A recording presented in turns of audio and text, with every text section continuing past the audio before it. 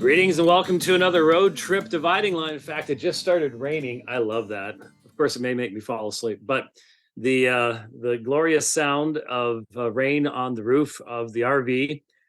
And I tell you something right now. I'm at a KOA. I've never been to this one before. It is out in the middle of nowhere, in every way you can be out in the middle of nowhere. And what's going to be really weird is there's no freeway nearby. I don't believe that there's a train track nearby. And there is certainly not an airport nearby. So it's going to be quiet tonight. In fact, I can already hear the crickets and the sounds of the forest. What am I going to do? How am I going to sleep? I've gotten so used to when I was in Lafayette. I mean, I could have thrown a rock. If I had stood right outside that door, I could have thrown a rock and hit a truck on I-10. That's how close I was to it. So, you just get that roar going all night long. And now there's going to be no roar at all. I'm not sure I'm going to be able to sleep real well. Actually, I'll sleep wonderfully, especially if it rains. If it rains tonight, it'll be awesome. Anyways, so here we are. I'm at a midpoint. Tomorrow I will get to Tullahoma, Tennessee, and the conference. In fact, if any of you guys with the conference are listening, I don't get in till the afternoon. We made our travel plans before I knew you were doing stuff on Thursday, so I'm going to miss some of the stuff in the day on Thursday. Sorry about that, but I'll be getting in the afternoon, Lord willing, depending on weather and stuff like that. But should be getting in the afternoon and getting to meet and greet folks, or however it works. I don't think I'm speaking. I hope I'm not speaking till Friday, and then the debate on Saturday as well, which I'm really looking forward to. I've got a lot of keynote work to do between now and then, but really looking forward to that, and looking forward to seeing everybody there. Brother,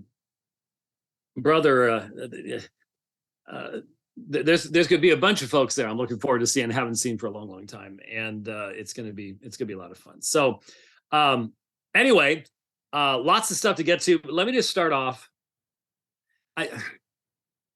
It's hard. It's hard for me to communicate this to those of you who watch this program, but I hope you'll hear my heart here. Last night, I was at Fillmore Baptist Church in Houghton, Louisiana. It's a small, older building, next to one of those backwoods freeways. You've got highways, you've got, in the woods, sort of. Number of miles outside of Shreveport. And you walk in, everyone is so kind and hospitable. Everybody in Louisiana is. Louisiana, the state with the nicest people and the worst roads. That's an interesting combination. And we have some sandwiches, and some ladies have made some. It's too far away to grab it. These lemon, they're this big, lemon cake cookies type. So, they sent me home with half a dozen of them. I'm not even sure I'm going to be able to walk by the time I get done eating all those things. People are coming from East Texas, from Arkansas, for a one-night thing.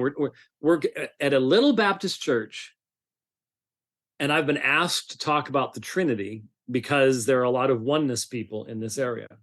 They want to be able to reach out to families, family, friends, coworkers. They want to be prepared. And I was just so impressed with the pastor and his guys. We had dinner the night before, and they're theologically sharp, but they're theologically sharp in a practical way, not in the obtuse academic way. They know what's important, and that also means they know what isn't. And I got to speak on the Trinity last night and specifically focus in on the concept of oneness, the UPCI doctrine, David Bernard's view. I would just in passing say I don't have any confidence that almost any of the guys I know that are running around spouting inseparable operations today have probably ever read David Bernard or would ever be able to engage David Bernard. But that's where a practical knowledge of the Trinity comes in, because he's their best guy. There's a new guy coming up. Bernard's getting older, just like me. And I was able to, well, first of all, by the time the service started, the place was packed out. It's Valentine's Day. It's a Tuesday night, and it's Valentine's Day, and the place is packed out with people who've driven sometimes from different states. It was amazing. And they were attentive, and there was a wonderful spirit. There were a number of oneness people there, and they listened. And afterwards, I got to talk with people. And it was just so encouraging for me. It's encouraging. And then when I was talking to people before the service and after the service, there was a medical doctor there. And Alpha and Omega had been a lifeline for him right after his conversion. There were 3 pastors from Texas there, and they're in a denomination that is not really reformed, and yet they've sort of grown up on, and not grown, I say grown up on, but been so deeply influenced by the dividing line, and that's impacting how they do ministry. And I got an email from a pastor, and at least this one Rich got to read.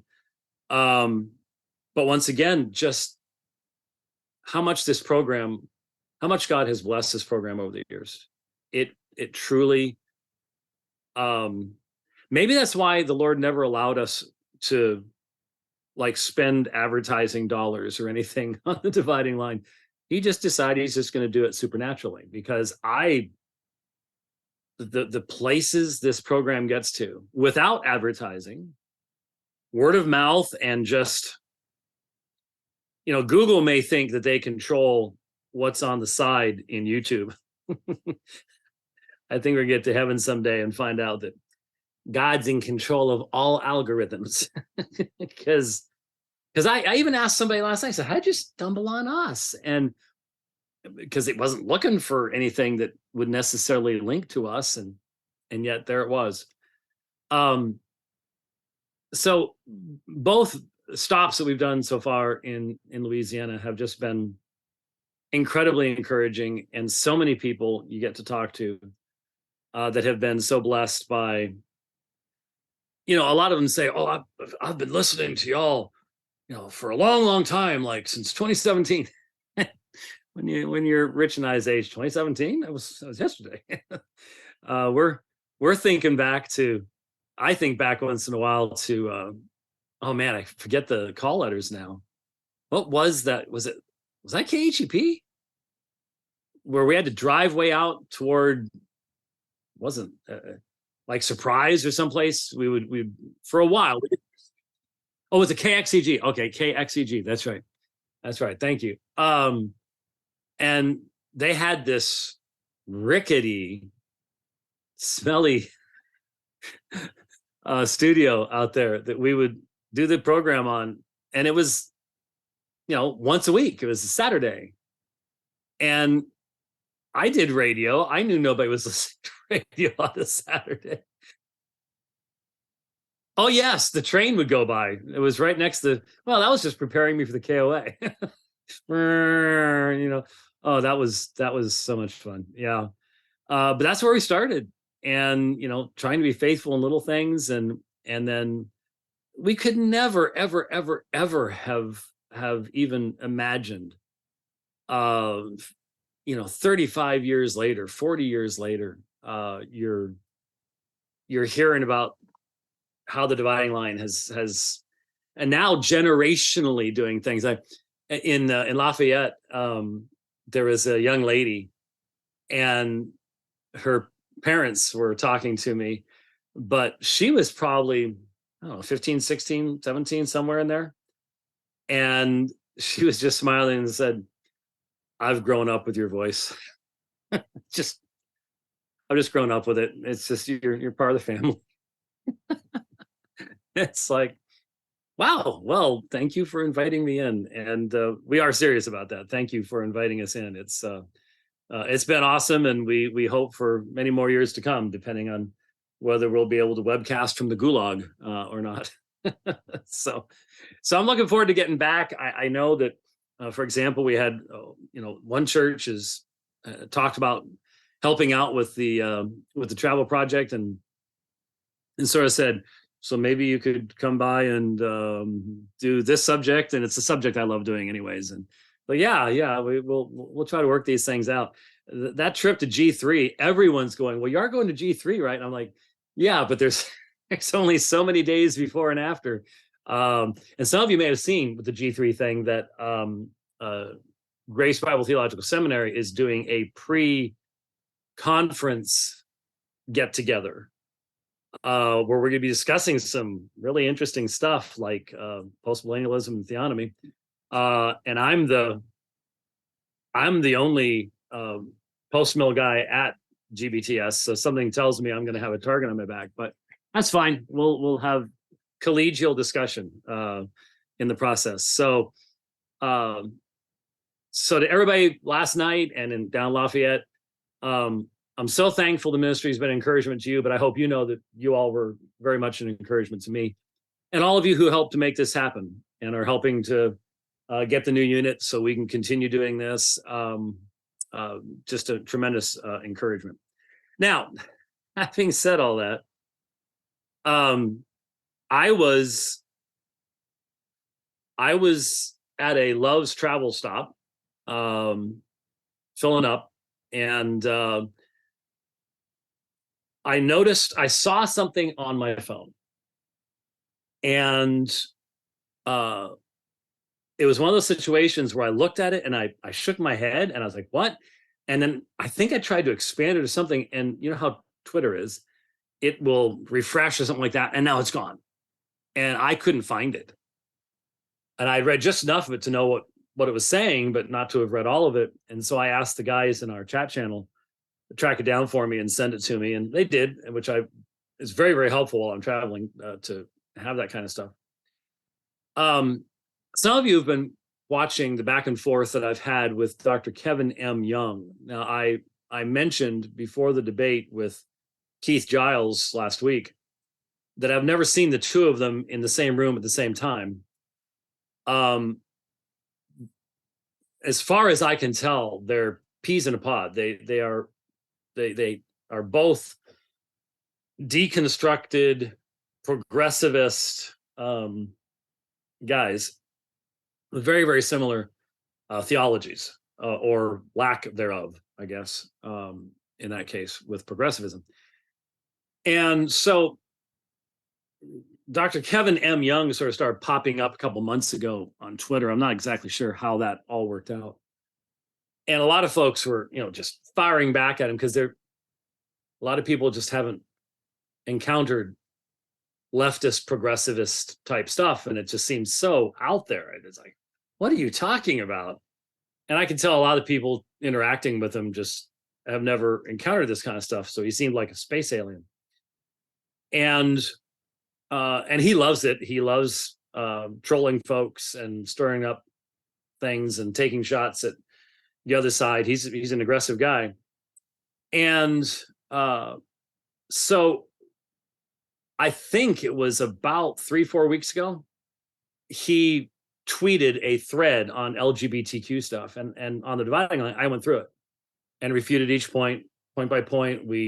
I did it on Twitter as well. And I linked to the 6 hours in response to Matthew Vines and the 5 hours in response to Gushy, and put a bunch of stuff out there so that people would have those resources available to them.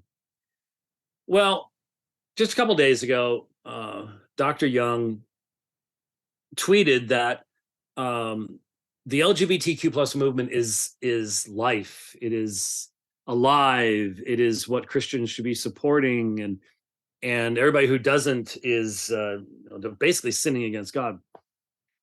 And I responded to him, and lots of other people did too. And in another thread, someone else responded to him and went basically gave options. The only way you could come to this guy's conclusions if you do this and this. I think he listed like 4 options, if I recall. And then Young responded by giving another option, and that was his option.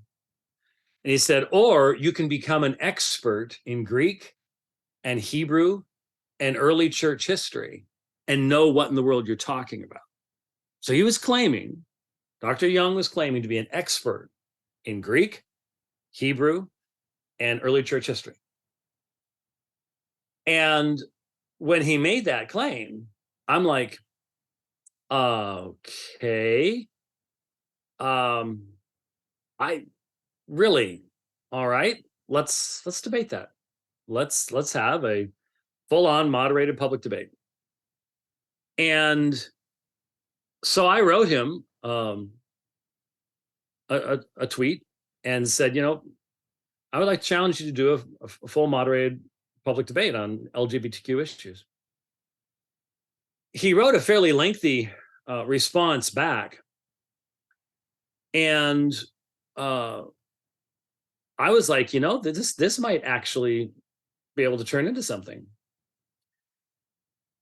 And then either in that response or in the thing followed right afterwards, he basically said, well, I saw your debate with Keith Giles. Interesting. Okay. And he says, what it was missing was an acceptance of each other as beloved brothers. So we need to get together and we need to have coffee and we need to get to know each other. And the final thing was there would need to be a recognition of the Christ that is in the Christ Spirit that is in each one of us. And so I'm like, no, wait a minute. I've done many debates on this subject. Bishop John Selby Spong didn't ask for that. Barry Lynn certainly didn't ask for that. The homosexual pastors that Michael Brown and I debated certainly didn't ask for that. And so I responded, and I'd like to read my response because I spent some time putting this together. I said, I do not have the capacity, ability, or desire to judge another standing before God. When I debate, I wish the focus to be upon the issues at hand for the benefit of the audience who will listen. I have debated many who would make no profession to being my brother in Christ and did so with respect for them, for the audience, and mostly for the importance of the topic at hand. You have made a claim to be an expert in Greek, Hebrew, and early church history. I have taught Greek, Hebrew, and church history since the early 90s. I'm currently professor of church history and apologetics at Grace Bible Theological Seminary. I am published in the field, the same-sex controversy, and have done numerous major debates with leading proponents of the other side for over 2 decades: Barry Lynn, Bishop John Shelby Spong, Graham Codrington, and last week, Keith Giles. What is more, I have demonstrated the ability to engage in such debates in proper scholarly fashion over the course of 180 moderated debates on a tremendously wide variety of topics and contexts. All of that should be enough to provide a basis for engaging your claims in social media regarding your support of the LGBTQ+ agenda. But it seems you are saying that I must begin by granting to your position, which is what I would be debating, the very status I say it cannot possibly have, that of being faithful to biblical Christianity. A, quote, good faith, that was his terminology, a good faith Christian debate is one where rules are followed for the benefit of those who wish to understand the positions being presented. That does not require me to say that affirming LGBTQ+ viewpoints is within the pale of orthodoxy or is in any way a valid expression of biblical beliefs. It is not. I have often sought to get together with my Muslim opponents prior to debates and have found this very helpful indeed. I wish in my younger years I had done this with other debate opponents, in fact. However, this topic is one wherein I, as a Christian pastor, am seeking to protect the sheep from destructive and false perversions of the biblical message. It would be wonderful if you were brought to a position of ceasing your false teachings by such a debate, but I confess my goal would be focused upon those watching or listening to such an encounter. And surely you must admit you have made just as strong condemnations of the errors you think I am promulgating by upholding the historic Christian position on sexual ethics. But I believe it to be inappropriate to make, as a demand for the debate to take place, that I begin by confessing the presence of Christ within one who is teaching falsehoods that directly impact the very essence and definition of the gospel. I hope you'll reconsider this demand while at the same time recognizing that if, in fact, your position, proclaimed by yourself as an expert in Greek, Hebrew, and early church history, is so strong and defensible, defending it successfully against someone such as myself would do your position great good. So I hope the possibility will remain open for a clear, uncompromising debate on the issues. I linked to 3 such debates that I've engaged in as clear evidence this topic can be handled properly, with scholarly respect without any pretense of having to grant to the other side some kind of spiritual authenticity. And I then linked to the 2 debates with Graham Codrington from South Africa and the debate that Michael Brown and I did against the 2 homosexual pastors in Florida in 2018, I think, is when that was, somewhere around there. So that's what I wrote. And I had not gotten a response to that until this morning. Oh, and by the way, here is the tweet that started all this. Christians, this is from Dr. Kevin M. Young. Christians, the LGBTQ plus agenda is to live. There can be no true life without the opportunity to fully enjoy love, have equal rights, and exist in peace. It is time we give peace rather than pain, hope, not hate. The Bible does not condemn this, it condemns us, Romans 12:8. And I had responded, the LGBTQ plus agenda is death. It does not produce life, it does not produce families. It involves normalizing sin and rebellion, the destruction of those practicing it. A person holding a Bible who will not warn those thusly deceived will answer fully in that day. And he said, so this is your warning, James, do better. To which I said, I think a full-length, moderated public debate is in order, Dr. Young. There are a few on your side willing to do so, maybe one on homosexuality and one on transgenderism. To which he then responded with the assertion that, well, if you are willing to work together to build those through better and more civil online engagement, offline conversations, to build friendship, and maybe a few good meals I like to eat, then I am willing to coordinate a debate when there is mutual respect for the person, position, and presence of Christ within. There was the assertion. You need to grant to my position equality within the Christian realm. You need to recognize the presence of Christ within. There needs to be mutual respect for the person and position. Well, I can respect him as an individual by following the rules of the debate without respecting him for what he's doing in the church, which is sowing discord and division and teaching falsely. And so that is what I responded to. And so finally, after all of that, let me see if I hope I don't lose it. That was when the tweet came out. Let's hope I don't, there it is. There it is. All right. I regret that James declined the debate, yet I understand. This is the danger of elevating disputed secondary theologies to gospel primacy. I respect his acknowledging he would not grant Christ's presence within me. We can share the table, but not a debate. First things first. Okay. No one who allows language to be language would say I declined the debate, because I didn't. In fact, I very clearly continued my challenge and invitation to do the debate. I just simply recognized what he had done. He changed the topic of the debate.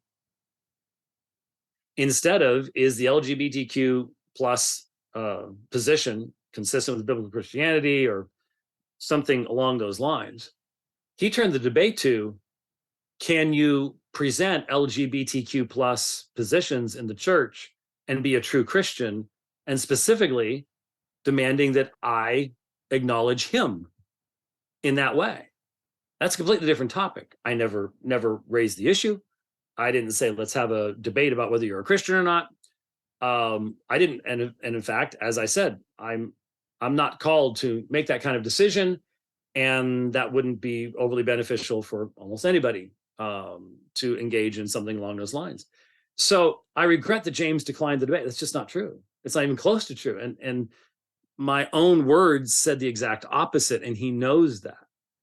He knows that. So this is a a condescending, unkind way of saying, nope, you either acknowledge me and my position in contradiction to your own as the starting point. So in other words, concede the debate before we start. You either do that or there'll be no debate. Well, if that's the way you're thinking, then you shouldn't have even contemplated it in the first place and wasted all of our time talking about it. This is not disputed secondary theologies. This has everything to do with gospel primacy. Evidently, you can't even define what sin is or what God's law says about sin or God's punishment or any of those things. I'm not sure that he would even believe in any of that type of stuff, to be honest with you. If we cannot have the clear statements of Scripture that tell us that something is toeva to God, and now we're saying it's actually a gift of God. But the reality is this. Let's just be straightforward here. This is how the left operates.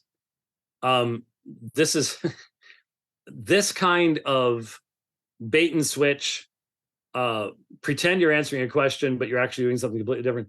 This is what happens in the White House during every press meeting. This is what they do all the time. Well, I regret that James declined the debate. Didn't decline the debate. Then you get close to declining the debate. I declined to admit that I've lost the debate before we start. That's pretty obvious. But let's just think about this for a second. Dr. Young is the one who claimed expertise in Greek, Hebrew, and early church history. And using that as his weapon of choice, was rebuking those who hold to the traditional sexual ethic as being in error. And I have challenged him to defend that in public debate. And I think I'm in a very good position to challenge him on this level. I am unaware of anywhere where Dr. Young has taught Greek exegesis, Hebrew exegesis, or church history. I'm unaware of where he's done that or how long he's done that. I started teaching church history professionally at Grand Canyon University in 1990. That was the first class I taught after I graduated from seminary. And I have taught Greek exegesis, Hebrew exegesis for Golden Gate Baptist Theological Seminary and for other schools. And I'm published on the subject of homosexuality, same-sex controversy, 2001. And only a few people that I can think of, maybe Michael Brown, has done more debates on this subject than I have. Not only in the United States, but overseas as well. Teach church history, early church history, just taught early church history, in fact, just a matter of weeks ago. So it would seem that this would be a natural fit. A man who claims expertise in these areas and used it as the grounds of promoting the LGBTQ plus movement against an individual who seemingly has significantly longer experience in those same areas, is published in those areas, who says, no, you're wrong. So it would seem to me that the entire body would be very much helped and assisted by an encounter of that kind, because I can refute his arguments. We've done it on this program. They are not good arguments. And so to change the subject and say, well, if I'm going to debate you, then we have to get together and we have to have a, dinner together, and you need to confess the presence of Christ within me, and so on and so forth, is to change the subject. We have demonstrated without question our ability to engage this subject in a scholarly, fair manner. That's not even questionable. If anyone would have questions about that, it would be us, because I have nothing I can look at that would tell me that Dr. Young would be the one able to do that. And so my challenge stands, And if Dr. Young uses this as his excuse, I think a lot of folks, and I've already seen folks online, folks will say, I don't agree with White about anything, but this is obviously a dodge on your part. You're the one making the claims, and he called you out on it, and that's perfectly fair. So don't pretend that it's something other than that. So yeah, I was pretty amazed when I said I regret that James declined the debate, yet I understand. Well, Dr. Young, I declined nothing, and you know that. You know that. Don't twist my words. I think everyone's going to understand exactly what the issues are. And so once again, I would say to you, you really, really, really need to consider, if you're going to make that kind of assertion and claim those kinds of levels of expertise, you might want to back that up with doing the debate. So speaking of all of those types of things, I have so much on this little screen here right now that it's hard to keep it all in perspective. Oh my, here's a name you haven't heard me mention in a long time. Every once in a while, somebody posts something from Kyle James Howard. And if you don't know who Kyle James Howard is, you don't really need to know who Kyle James Howard is. But for those of you who do, you may remember, it's been a number of years now. I think it's 2018, when I was first blocked by Kyle James Howard on Twitter, because he said that he was afraid to be alone in the same room with me. Really scary. And you could see then what the trajectory was. And the trajectory has been fast and swift. It really, really has been. But someone posted a tweet from Kyle James Howard today, and here's what it said: any revival among capitalized white people that doesn't bring with it a deep love for Black people, zeal to divest from white power, and a passion for social justice is not a revival. It's merely a faith-based euphoric experience. Spoiler, the Great Awakening wasn't great or an awakening. Black people still had chains. Now, anybody knows anything about the Great Awakening knows that there was a move of the spirit amongst the Black community as well. But here you have, this man is one of the most virulent racists, and I mean racist in the biblical term, that I am aware of. And we have to keep saying that, because racism is now used as a term. If someone goes too slowly in front of you on the freeway, and you go zooming by, people yell racist at somebody. It's just the universal epithet now. It has no meaning at all. And so if you're going to actually refer to someone who has a clear bias and prejudice and animus based upon skin color, then as Christians we have to go, well, a biblically based definition of a racist, because anyone can have that. White, black, yellow, green, blue, purple, doesn't matter. That kind of sinful hatred toward a image bearer of Christ based upon supposed race, skin color, ethnicity. We won't get into all the discussions and terminology of that right now. That's sinful. And of course, Kyle James Howard is a graduate of Southern Baptist Theological Seminary and claims to be a Christian, so that would be relevant. This is a sin, a very public, open sin on his part that he is guilty of on a regular basis, but no one can call him to account for it. He won't accept anyone calling him to account for it. So now, added to the gospel, you have, okay, that was a signal thing, so I was just checking, because sometimes Rich contacts me that way. Added to the gospel now, you need to have a deep love for a particular ethnic group. and a zeal to divest from white power, whatever on earth that is, and a passion for Marxism, social justice. These are now things added to the gospel, and they're being added to the gospel. And that places this kind of racist perversion of the gospel under the anathema of Galatians chapter 1. That's how serious it is. And you could have seen this in 2018 if you had looked, because that was the trajectory.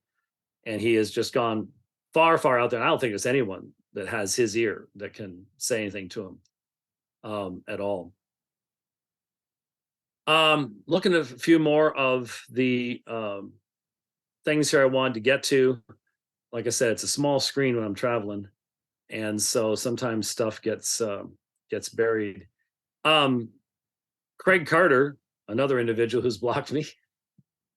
That's important, guys. Craig Carter posted a tweet today, and it says, "For me," and I think that's an important element, is the "for me" part. For me, I remember Craig Carter, Dr. Craig Carter, author of Interpreting Scripture with the Great Tradition, the whole discussion we've done of Great Tradition, exegesis, stuff like that. Craig Carter.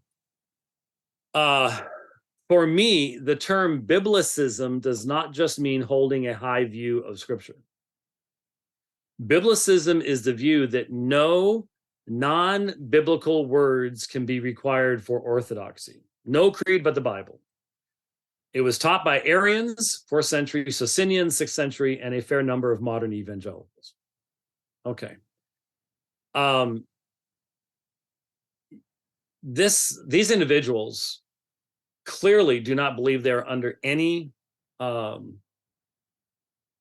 responsibility to actually interact with what their critics are saying. And in fact, it seems they have the idea that if they actually were to do that, that would somehow lessen them in some fashion. My little article on Reformed Biblicism, drawing from Calvin's response to Sadaletto, has been up for months. I have seen no response at all to it. I know of certain professors who have simply mocked it, but not interacted with it, not given any counter argumentation, not said, well, this is where he missed what Calvin said to Sadaletto, or this isn't the context of what Calvin said to Sadaletto. Nothing like that. They can't, because they know they can't. They know they can't do that. They're afraid to do it. If they try, hey, I've still got Sadaletto's letter. I can go back to that source and respond. And they don't want to do that, because that's not really what they're doing at all. They're turf protecting. They're not actually interacting. And so Biblicism is the view that no biblical words can be acquired for orthodoxy. No non-biblical words can be acquired for orthodoxy. That's just simply not true. It's fascinating that Namor on Twitter, Chris, published a quote from Athanasius, where he specifically said that what the council wanted to do, the council wanted to utilize biblical language. I guess there were some naive biblicists back there at Nicaea. It is not at all the view that no non-biblical words can be acquired for orthodoxy. Biblicism is simply saying that the source and origin of what defines orthodoxy has to come from the teaching of Scripture. Now, you can express that in other languages. You can express that in ways that would help people to understand. I did that last night. Last night, I walked through Philippians 2, John 17, 1 through 5, and John 1:1, and a number of other passages, but primarily those in regards to oneness theology. I never quoted Thomas, didn't have to. I didn't quote Aristotle or Plato, didn't have to. But I did make application of biblical teaching to heresies that did not exist in the days of the Bible. And I did so consistently with Christian orthodoxy. But my belief was drawn from the text of Scripture. The text of Scripture wasn't just being used to serve the purposes of a greater traditional perspective that is in control of your final theological expressions. That's the difference. And so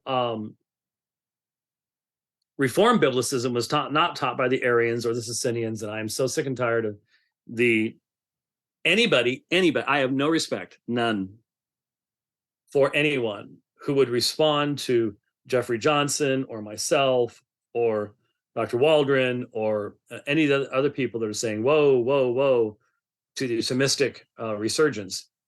I have no respect for anyone that would ever use the term Socinianism of what we're saying, because it's just a lie. There is no honesty in the statement. It's just a lie.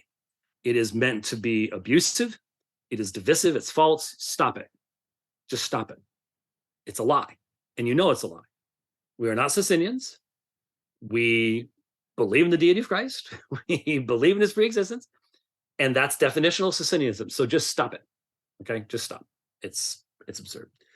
But it was in the people responding to Carter that we got another humdinger of a statement from Josh Summer. Biblicism may be a therapeutic retreat from the more difficult work of biblical and dogmatic theology. Oh, wow. Did the arrogance meter explode when you typed that, Josh? I mean, and did you even notice that you didn't escape the term biblical when you typed it? The difficult work of biblical theology. Oh, there is something called biblical theology. Okay. Yeah. Biblicism may be a therapeutic retreat from the more difficult work. You all are just a bunch of lazy, slow-moving folks. It's just like, wow, when I saw that one, I was like, oh, someone just does not reflect very clearly on what they're saying. It's sad. Anyway, then there was a serious one. There was a serious discussion. I saw a lot of stuff that wasn't overly useful, but there was some good stuff in response to what I said. I posted. I posted a statement. I was sent a tweet from yet another of the Thomistic revivalists, the Neo-Thomist Baptists, whatever terms we want to use for them. I was sent a tweet from Dr. Barrett at Midwestern about a student, I think it was a student, who drew him a picture of Thomas Aquinas, and he was talking about, for his birthday, how he was going to put it up in his office. And I think any honest individual who would review Matthew Barrett's tweet timeline, as well as the stuff he's published in other areas, over the past year, would have to recognize that there is a massive imbalance. Publishing projects introducing Thomas Aquinas to Protestants, and organizations and lectures, and look at what this guy's going to do for his PhD project is Thomas with this, and this guy's doing Thomas with that, and this guy's doing Thomas with this thing. It's just Thomas. I mean, I would not be stunned to see him show up in a picture with a tonsure cut. I mean, there is clearly, this is a Baptist seminary. And no one seems to be going, yeah, that is getting a little weird. It's a little strange. And I just simply said, I don't know if there's anyone that can speak into his life to go, you know, it's so obvious. When he wrote his book on Sola Scriptura in 2016, you can tell he had not yet fallen for Thomas. And I just simply say to anybody, do you really think he would write that book today the way he wrote it in 2016? It's self-evident that he would not. there has been a major transformation. And there's a lack of balance. It's very clear, it's very obvious. So I made a comment about it. And someone by the name of Christopher Green tweeted to me, and I thought that was useful. So I wanted to make sure that I got to it. Just letting a friend know that the dividing line is live right now, because he's obviously missing it.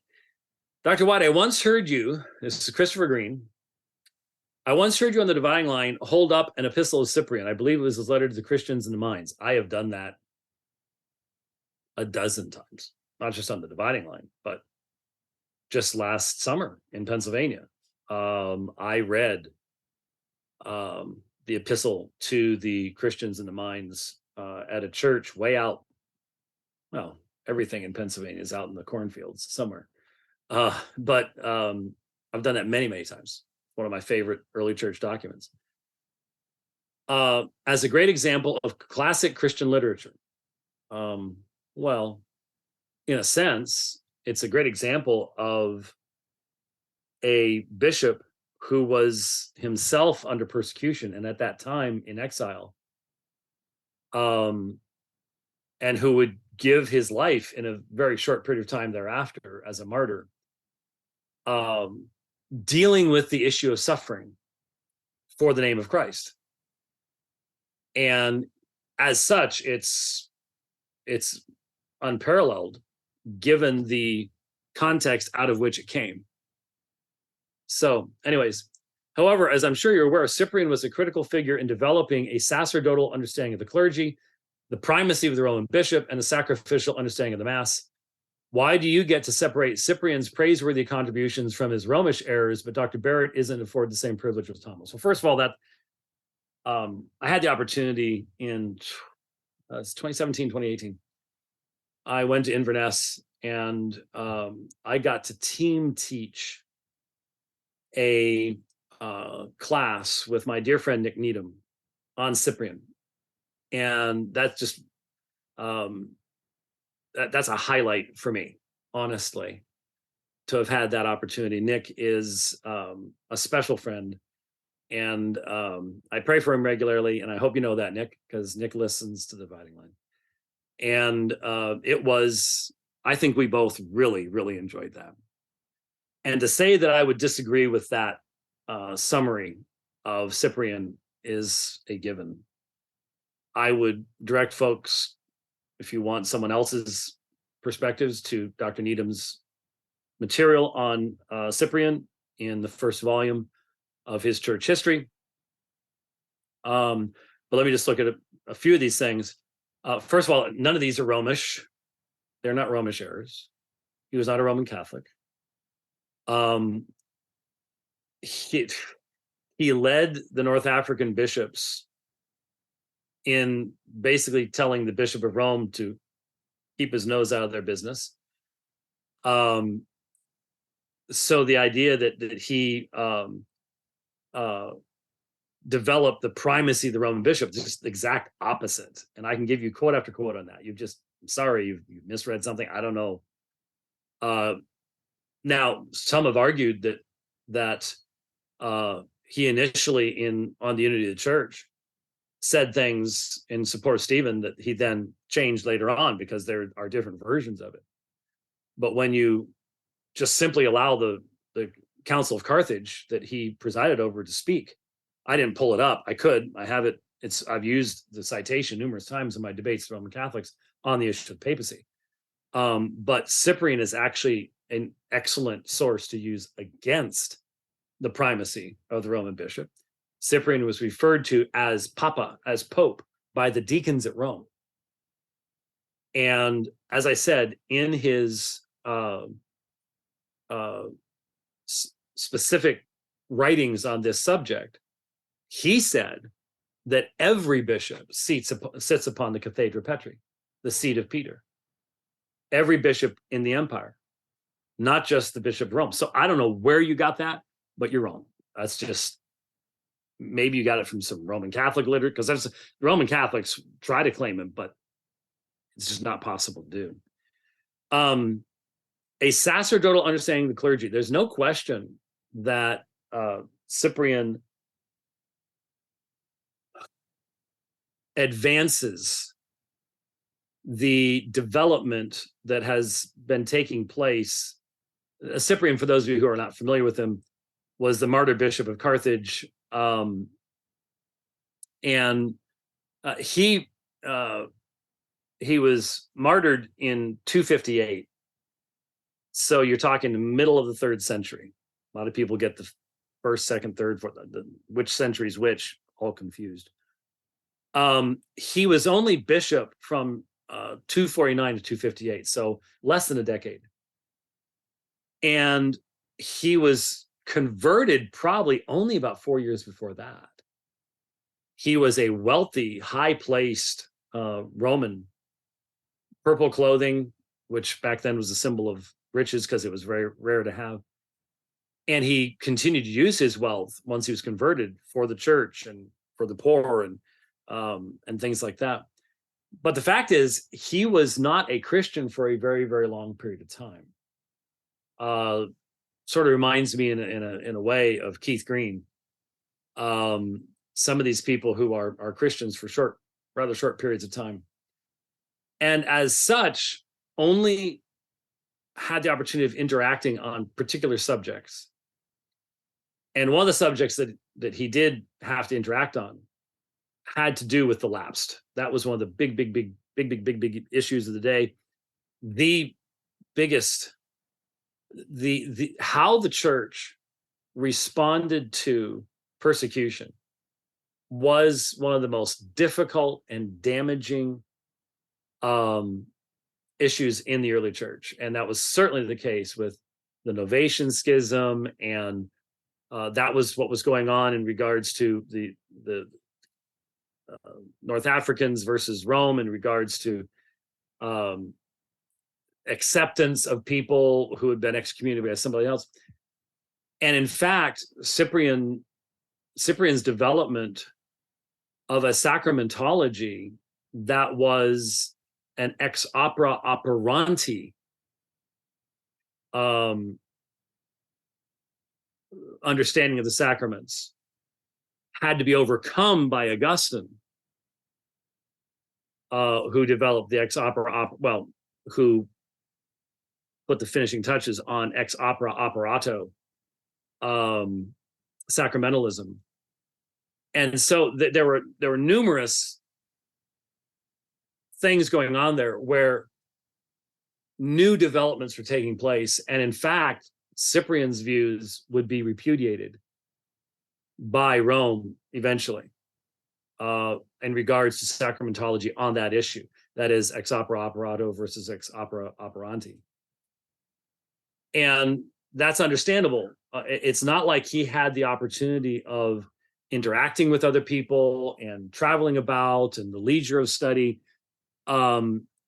He becomes bishop right as the final major persecution begins against the church, because really 249 to 313. Now, 303 to 313 is the most concentrated period of time, but 249 marks the beginning of empire-wide persecution. And so,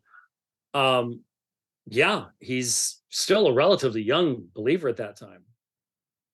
And so his views on the priesthood really are reflective of the struggles he himself was having at that time in controlling the church and the schisms that were taking place within it. And so and then to say sacrificial understanding of the Mass, what do you mean by that? There was no concept of accident and substance in Cyprian's understanding, which is he didn't have those Aristotelian categories.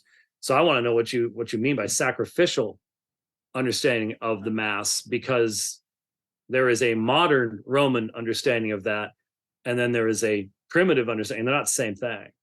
even though the language is very much the same, but they're not the same thing. So with all of that, there was clearly, by Christopher Green, there was clearly, why do you get to separate Cyprian's praiseworthy contributions, so a letter he wrote under persecution, from his Romish errors? They weren't Romish errors. That's just a complete canard. That is historically anachronistic, big time. But Dr. Barrett isn't afforded the same privilege as Thomas. That's not what Dr. Barrett's doing. That's the problem, Christopher. I'm not putting pictures of Cyprian up in my office. You look at my timeline, and I'm discussing all sorts of things. Not every tweet about Cyprian. I'm not doing a series of books on Cyprian, introducing Cyprian to Protestants, having people drawing pictures of Cyprian and putting them up in my office. Can't you see the vast, massive difference? I can appreciate all sorts of things that Cyprian did, and I put him in the context he was in the early 3rd century. There were things he didn't have access to and things he didn't know. And so, yes, I am significantly more generous in overlooking errors that I would think Cyprian had in his theology, given the fact that he's converted later in life. He's not a Christian for very long, and he's only a Christian long enough to get his head chopped off. So yeah, there's a huge difference between that and Thomas Aquinas. Massive. I can't believe anyone couldn't see it. But that's not even the issue. What I said in my tweet was, I see imbalance here. I don't see any balance. Do you see Matthew Barrett dealing with other things in any balanced fashion? I don't. And that's what I was talking about. That's the issue. So, and I don't see Dr. Barrett even seeking to make those distinctions, because one of the things that I pointed out in the tweet that you were responding to was that just one second.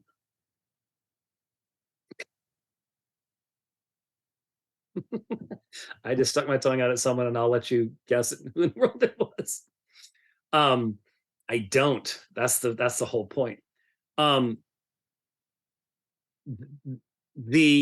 What I said in my tweet was that the key issue that we have to focus in on in dealing with Roman Catholicism today, from my perspective, as far as how you have peace with God, is the nature of the finished sacrifice of Christ, and why that can bring us true peace with God, how we can know we can have peace with God.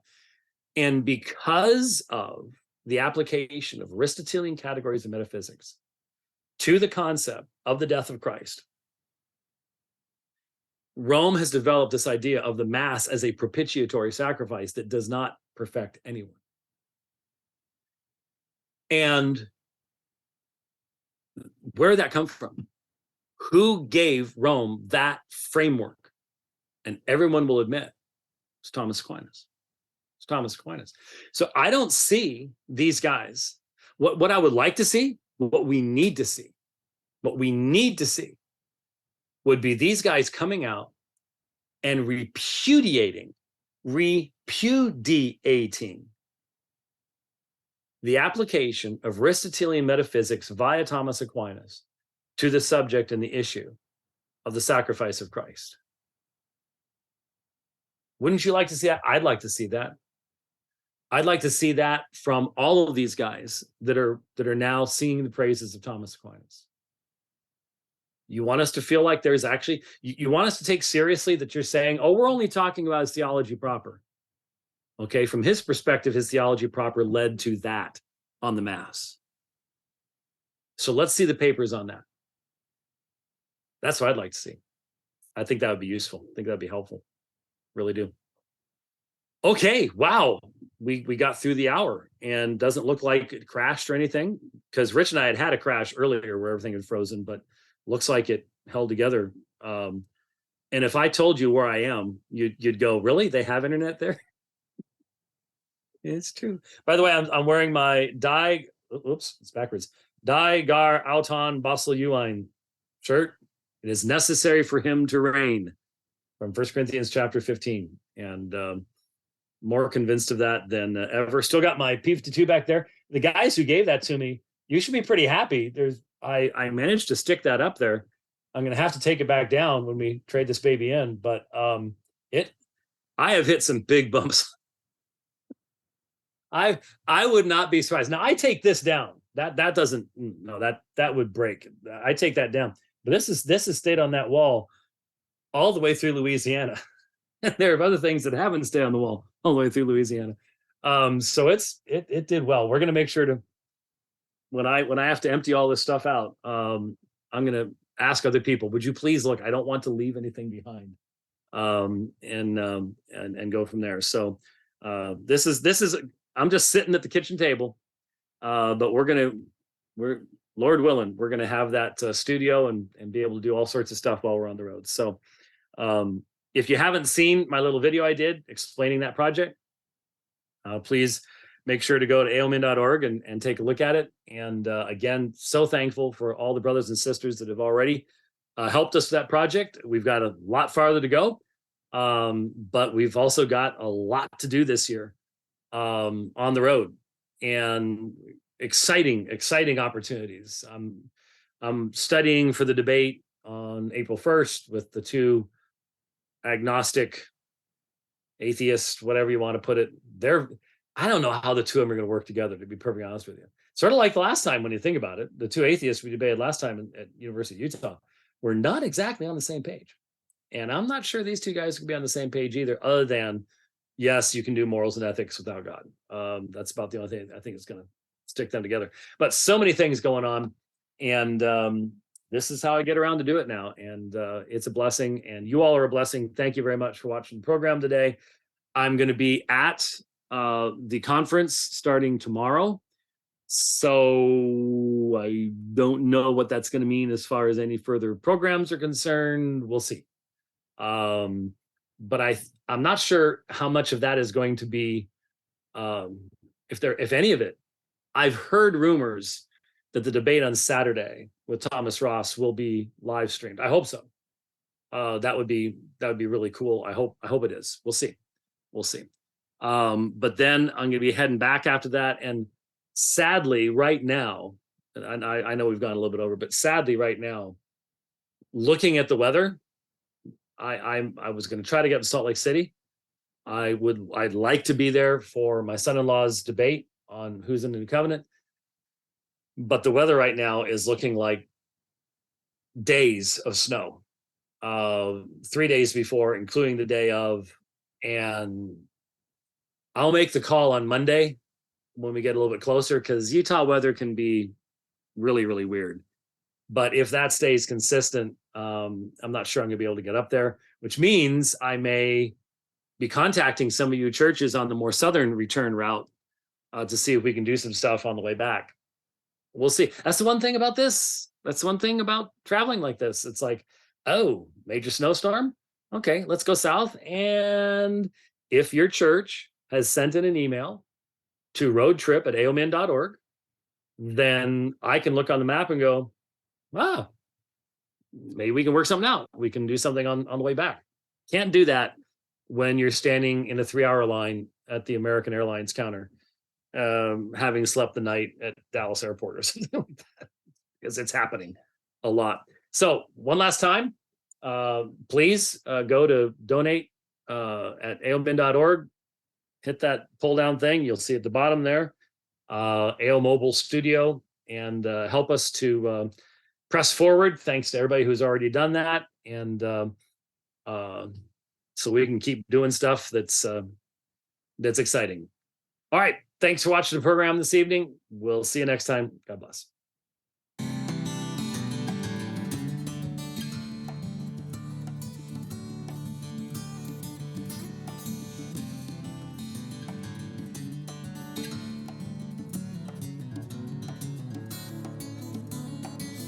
Held up all the way, huh?